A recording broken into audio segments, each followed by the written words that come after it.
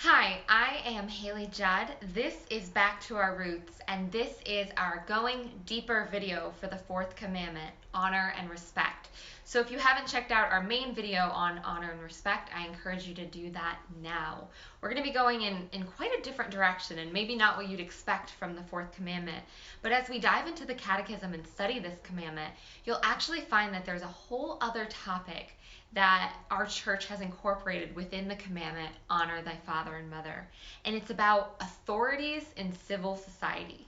Authorities in civil society, maybe simply politics to many of us today. But the Catechism states God's fourth commandment also enjoins us to honor all who, for our own good, have received authority in society from God. It clarifies the duties of those who exercise authority as well as those who benefit from it. So there's a lot within this one commandment about our duties as citizens, the duties of those who oversee us, and what role the church plays in the political community.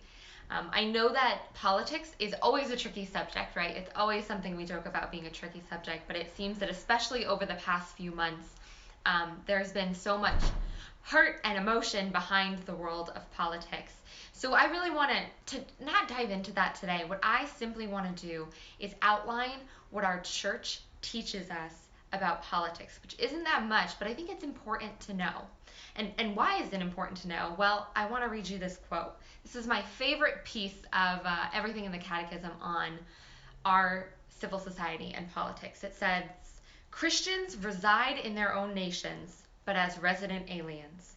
They participate in all things as citizens and endure all things as foreigners.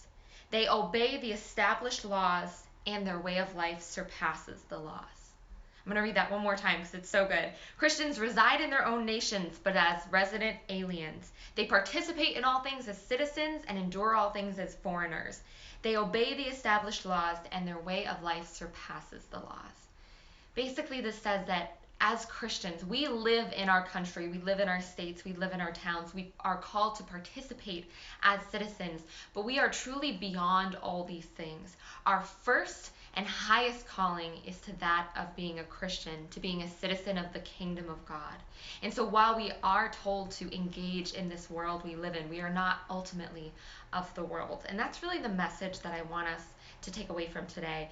Before we are citizens of New Hampshire, citizens of the United States, Republicans, Democrats, before all of that, we are Christians, and that is our highest call. And there are certain things that the church teaches us when it comes to the world of civil authorities and politics. And that's what we're going to look at today. What does the Catechism in this section lay out as our duties as citizens? And there's a couple of them, so we're just going to run through them together now. The first and most basic is that we are to respect and to collaborate with civil authorities. I really like that the Catechism uses such collaborative terms. We're not just to take, but we're to work together with our authorities for the good of society. We're all working for the good of society, and sometimes the Catechism says this will mean voicing just concerns of that which seems harmful to the dignity of persons and to the good of the community. Voicing just concerns for things that are harmful to the dignity of persons and the good of community. So we are to work with our authorities, we are to respect our authorities, but sometimes that means voicing concerns and just concerns. The second thing the Catechism outlines, I'm just going to read this quote because it's pretty straightforward. Submission to authority and co-responsibility for the common good, as we just established, make it morally obligatory to pay taxes, to exercise the right to vote, and to defend one's country. So 3 things right there in our next section on duties as a citizen. We are to pay taxes, to vote, and to defend our country when needed. The third thing that the Catechism outlines as our duty of citizens is all about immigration. Again, I know it's a sensitive topic, but we have to understand that there are certain things our church puts forth. And it says this: the more prosperous nations are obliged, to the extent they are able, to welcome the foreigner in search of the security and the means of livelihood which he cannot find in his country of origin. And then on the other hand, it says that immigrants, those who come here, are obliged to respect with gratitude the material and spiritual heritage of the country that receives them, to obey its laws, and to assist in carrying civic duties.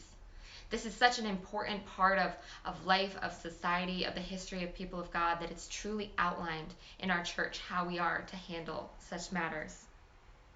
And finally, the last point that's really highlighted, it says this: the citizen is obliged in conscience not to follow the directives of civil authority when they are contrary to the demands of the moral order, to the fundamental rights of persons, or the teachings of the gospel. Basically, we are not to follow the commands of civil authorities when they are morally wrong, when they are harmful. This is the one time, right, we're told to respect, to honor, to collaborate. But if there is something that is morally wrong, that hurts the teachings of the gospel, we are not meant to follow it. And to provide some background, some evidence for why we are to do this, they often go to the Bible and quotes like, give to Caesar the things that are Caesar's, and to God what is God. We must obey God rather than man. Some of these verses that tell us ultimately, right, our highest calling is to that of God, not to any authority. One final interesting piece that I thought I would share with you as we're reading about what the Catechism teaches us as citizens, there is actually a section that outlines the requirements needed for citizens to take up arms against their government.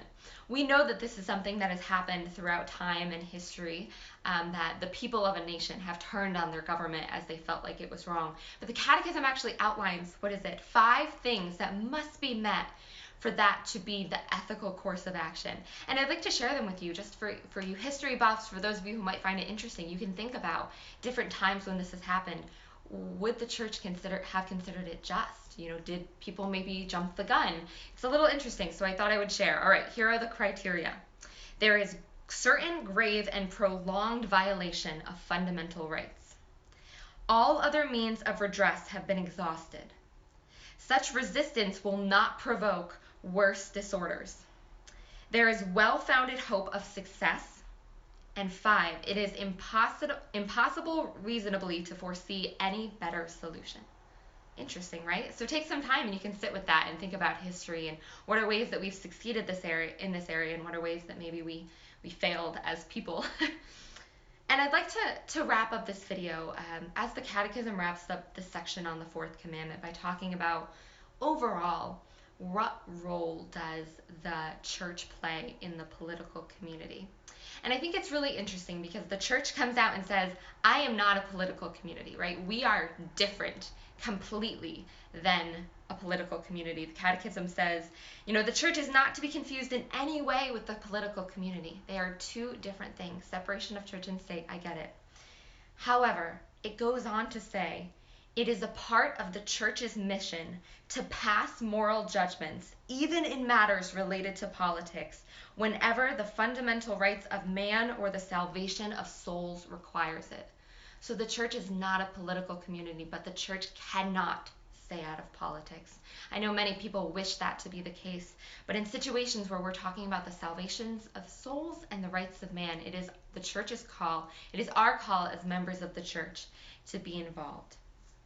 So I'd like to end by reminding you that we are Christians first and citizens second. And I think in the spirit of Back to Our Roots, we can all take some time this week to ponder, how can I better live out this piece of the 4th commandment? How can I better live out being a Christian first, but being an involved citizen second? Thank you for joining me. I know this was a big one, and I look forward to seeing you next time on our Going Deeper.